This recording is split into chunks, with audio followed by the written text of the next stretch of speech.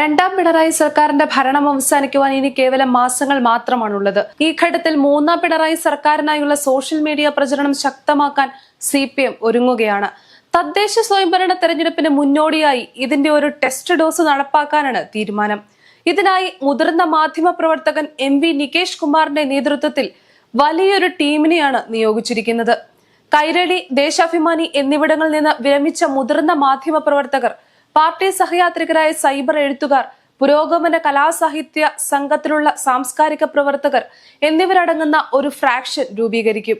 സംസ്ഥാന നേതൃത്വത്തിന്റെ നിയന്ത്രണത്തിലുള്ള ഈ ഫ്രാക്ഷന് ചുക്കാൻ പിടിക്കുക സംസ്ഥാന സെക്രട്ടേറിയറ്റ് അംഗങ്ങളായ M സ്വരാജ്, MV ജയരാജൻ എന്നിവരാണ്. നിലവിൽ ഔദ്യോഗിക സോഷ്യൽ മീഡിയ സെല്ലുണ്ടെങ്കിലും നവമാധ്യമ ഇടപെടലിന് സ്വതന്ത്ര പ്രൊഫൈലുകളെ കൂടെ നിർത്താനാണ് CPM കർമ്മ പദ്ധതി തയ്യാറാക്കിയിരിക്കുന്നത്. MV നികേഷ് കുമാറിന്റെ നേതൃത്വത്തിലുള്ള സെല്ലിന്റെ നിർദ്ദേശങ്ങൾ പാർട്ടി നേതൃത്വം ഇതുവരെ ഔദ്യോഗികമായി അംഗീകരിച്ചിട്ടില്ല.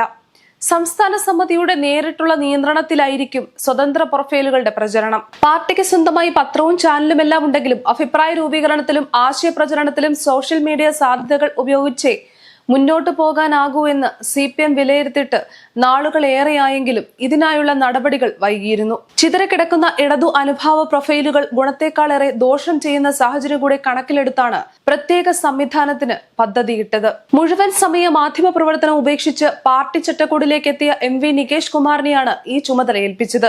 50ഓളം ഓൺലൈൻ മാധ്യമങ്ങളുടെ ശൃംഖല തീർത്ത് സർക്കാർ അനുകൂല പ്രചരണമടക്കമുള്ള പ്രത്യേക ടീം തയ്യാറാക്കിയ പദ്ധതിക്കോ നൽകിയ ബജറ്റിനോ പാർട്ടി ഇതുവരെ അന്തിമ അംഗീകാരം നൽകിയിട്ടില്ലെന്നാണ് വിവരം. മാത്രമല്ല, തുടക്കം മുതൽ ടീമിലുണ്ടായിരുന്ന ചിലർ വിട്ടുപോയ സാഹചര്യവും ഉണ്ടായി. ഇതെല്ലാം നിലനിൽക്കെയാണ് 10,000 സ്വതന്ത്ര പ്രൊഫൈലുകളെ കണ്ടെത്താനും അവരെ പാർട്ടിയുടെ ആശയപ്രചരണത്തിന് ഉപയോഗിക്കാനും പദ്ധതി രൂപീകരിക്കുന്നത്. വരുന്ന തെരഞ്ഞെടുപ്പിൽ യുവ വോട്ടർമാരെ ആകർഷിക്കാൻ വമ്പൻ സോഷ്യൽ മീഡിയ പ്രചരണങ്ങളാണ് CPM ആവിഷ്കരിക്കുന്നത്.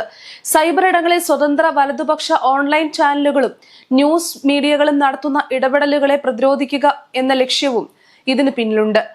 പാർട്ടിക്കും സർക്കാരിനും നേരെ ഉയരുന്ന വിമർശനങ്ങൾ പ്രതിരോധിക്കാനും സർക്കാരിന്റെ വികസന വാർത്തകൾ പ്രചരിപ്പിക്കാനും പാർട്ടിക്ക് പുറത്തുനിന്ന് 15,000 പേരുടെ സേന രൂപീകരിക്കാൻ CPM മുൻപേ തീരുമാനമെടുത്തിരുന്നു.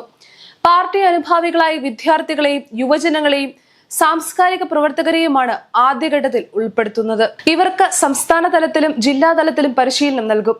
ഇവരിൽ നിന്ന് തന്നെ മാസ്റ്റർ ട്രെയിനർമാരെ കണ്ടെത്തി താഴെത്തട്ടിലേക്ക് പരിശീലനം വ്യാപിപ്പിക്കും. സംസ്ഥാന സെക്രട്ടറി MV ഗോവിന്ദൻ നേരിട്ട് മേൽനോട്ടം വഹിച്ചാണ് പ്രത്യേക പേരൊന്നുമിടാതെ അനുഭാവ കൂട്ടായ്മ രൂപവൽക്കരിക്കുന്നത്. ഇതിന്റെ ഭാഗമായുള്ള വിവിധ പ്രവർത്തനങ്ങൾ പുരോഗമിച്ചു വരികയാണ്. പാർട്ടി മുൻനിരയിലോ പിൻനിരയിലോ സമീപകാലത്ത് പ്രവർത്തിച്ചവരെ കൂട്ടായ്മയുടെ ഭാഗമാക്കരുതെന്ന് സംസ്ഥാന നേതൃത്വം നിർദ്ദേശിച്ചിട്ടുണ്ട്. ഇതിനായി വിദ്യാർത്ഥി, യുവജന, സാംസ്കാരിക പ്രവർത്തകരിൽ നിന്നായി അനുഭാവികളെ കണ്ടെത്തി തുടങ്ങി. ഇവർക്കുള്ള പരിശീലന പരിപാടികൾ ഉടൻ തുടങ്ങും. മൊബൈൽ ഫോൺ ഉപയോഗിച്ച് ചിത്രങ്ങളും വീഡിയോകളും പകർത്തുക, റീൽസ് നിർമ്മിക്കുക തുടങ്ങിയവയിലാണ് പ്രധാന പരിശീലനം. സാമൂഹിക മാധ്യമങ്ങളെ എങ്ങനെ ഉപയോഗിക്കാമെന്നും പഠിപ്പിക്കും. പാർട്ടി വിമർശനങ്ങൾക്കെതിരെ കേഡർമാരും CPM നവമാധ്യമ വിഭാഗം രംഗത്ത് വരുമ്പോൾ വെറും ന്യായീകരണം മാത്രമായി പൊതുസമൂഹം കാണുകയുള്ളൂവെന്നാണ് വിലയിരുത്തൽ. പാർട്ടി പ്രവർത്തകരെ തൃപ്തിപ്പെടുത്താൻ സാധിക്കുമെങ്കിലും നിഷ്പക്ഷ സമൂഹത്തിന്റെ വിശ്വാസ്യത നേടാനാകില്ല. പാർട്ടി പ്രവർത്തകരും സൈബർ പോരാളികളുമല്ലാത്തവരുടെ ഇടയിൽ വിശ്വാസ്യതയും സ്വീകാര്യതയും പുറമേ നിന്നുള്ള സൈബർ സഖാക്കൾക്ക് ലഭിക്കുമെന്നാണ് നേതൃത്വത്തിന്റെ കണക്കുകൂട്ടൽ. കേരളത്തോടുള്ള കേന്ദ്ര നിലപാടുകൾ, സർക്കാരിന്റെ വികസന നേട്ടങ്ങൾ, വർഗീയതയ്ക്കെതിരായ പ്രചരണം, വിദ്യാർത്ഥി യുവജന പ്രശ്നങ്ങൾ തുടങ്ങി പ്രതികരിക്കേണ്ട വിഷയങ്ങൾ തീരുമാനിച്ചിട്ടുണ്ട്. പാർട്ടിയുടെ വീക്ഷണകോണിലാകില്ല ഇവരുടെ പ്രതികരണങ്ങൾ. ഒറ്റയടിക്ക് നോക്കിയാൽ സാധാരണ ജനങ്ങൾ നടത്തുന്ന പ്രതികരണങ്ങൾ എന്ന നിലയിലാകും സാമൂഹ്യ മാധ്യമങ്ങളിൽ CPM വേണ്ടിയുള്ള ക്യാപ്സ്യൂളുകൾ തയ്യാറാവുക.